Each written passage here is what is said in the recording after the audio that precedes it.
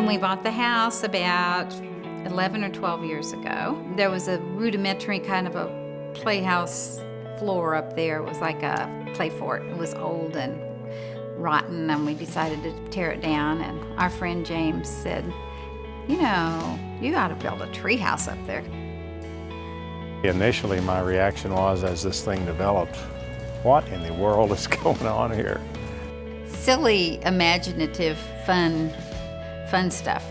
Kid-friendly. I mean, just about any age group kid can really enjoy themselves here. That's really the fun of it, just playing with your friends and having fun. The sprinkler fun? There's lots of space, and there's a little kitchen and a little buck nook and a little relaxing area. We, of course, have the entry hall and the communications center where we have the telephone. And then after you come up the steps into the little tree house, we have the music room. You know, it's only 100 square feet. And matter of fact, it's only 75 square feet of floor space. And then the rest of the square footage is in the protrusions, the bay windows, the gables that come out beyond that floor space. It's full of nostalgia and things that mean a lot to me and also to the grandkids.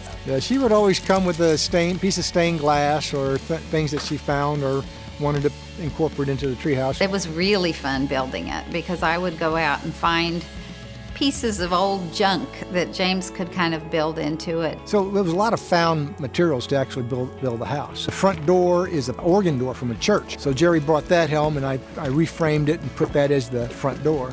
My neighbors across the street had just thrown away a piano bench, and he took the two little legs from the piano bench and the little side and made a little mantelpiece, which was really fun. Old bed. It was from the 1800s.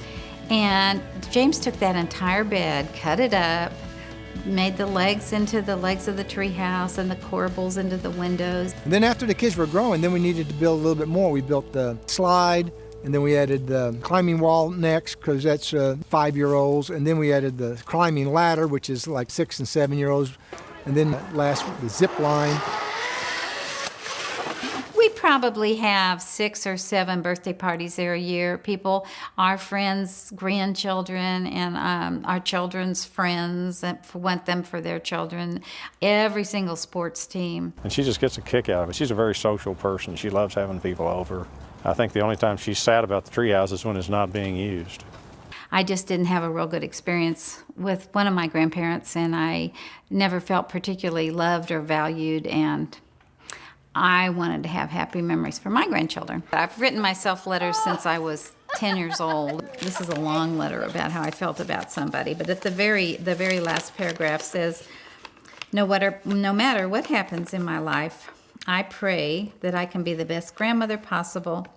I want my grandchildren to have happy memories of their childhood. I'm glad Jerry had the idea to do it, one, and I'm glad James had the wherewithal to build it. Well, the first thing I did, I built a clay model of the tree itself. I had Jerry stand in different parts of the tree, and I used her height as a measurement to know where the limbs were. To me, the tree safety is the first thing. You always have to provide to allow the tree to grow and not harm the tree, because the tree was here way before the treehouse, and it'll be here way after the treehouse. I built the deck first. The treehouse floats, or it's bolted down, but it floats on top of the deck separately with its own base. The crow's nest is attached to the treehouse by a 2,000-pound cable. And the crow's nest floats on its base, and its base is hinged to the moving parts of the tree, so that when the tree sways in the wind, the hinges allow the beams to move and allows the crow's nest to float on the beams. Yeah, the neatest thing is to see the kids come for the first time. It's just a lot of joy and fun. I think it's a dream come true. You know, it's not often, I guess we all have our dreams when we're kids about some things that we'd want to happen in our lives. And it's created a lot of opportunities for her to, I think, be not just a grandmother to our grandkids, but to be kind of a mom and a grandmother to a bunch of other people's kids as well.